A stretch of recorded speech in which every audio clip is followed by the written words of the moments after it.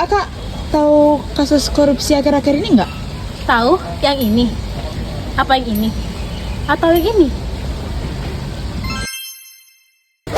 Hai semua, perkenalkan saya Devi dari program studi Divisi Kamar. Di sini saya akan menjelaskan tentang apa sih itu narkoba dan korupsi. Hasil hitungannya cukup lumayan fantastis. Yang semula kita perkirakan 271 dan ini adalah mencapai sekitar 300 T. Setelah dicari tahu terkait kasus berikut, ternyata terdakwa kasus korupsi timah 300 triliun rupiah, Tony Tamsil hanya divonis 3 tahun penjara dan denda Rp5.000. Apa nih? Apa nih? Apa nih? Dilansir oleh detik.com dan CNN Indonesia, kemarin itu suami Sandra Dewi kena kasus korupsi 271 triliun dan membuat Indonesia heboh. Nah, ternyata ini berlanjut setelah diaudit total kerugian menjadi 300 triliun. Parah banget, men.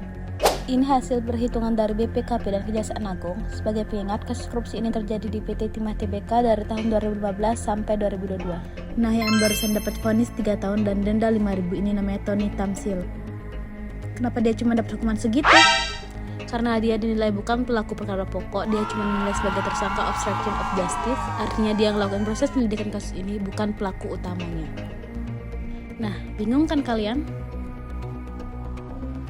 Nah, waktu video ini dibikin, pelaku lain kelihatan belum dapat divonis. Contohnya kayak Harvey Mois, suami Sandra Dewi itu Beloma.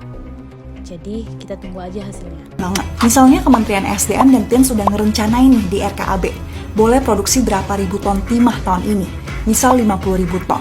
Tapi nggak sampai target karena banyak diambil oleh penambang ilegal, baik smelter swasta ataupun penambang rakyat yang jual hasilnya ke perusahaan juga. Nah, bukannya menindak penambangan liar ini, TINS malah beli dari mereka dengan harga yang melebihi standar. Tapi biasanya sih oknum TINS ini dikasih kickback ya sama swasta. Harvey sebagai pemilik RBT dan Helena sebagai manajer QSI saat itu. Nah, kenapa bisa kerugian ekolosis 271 triliun? Lalu di mana korupsinya? 300 triliun karena kerusakan ekolosis dan memulihkan kerugian negara. Ada pun beberapa dampak negatif dari korupsi, yaitu yang pertama, tidak percaya diri, 2, dijauhi teman, dan 3, mendorong kemiskinan. So, buat kalian, jangan pernah untuk mencoba namanya narkoba dan korupsi. Untuk kalian yang masih muda, jangan coba-coba untuk melakukan korupsi, apalagi untuk gengsi.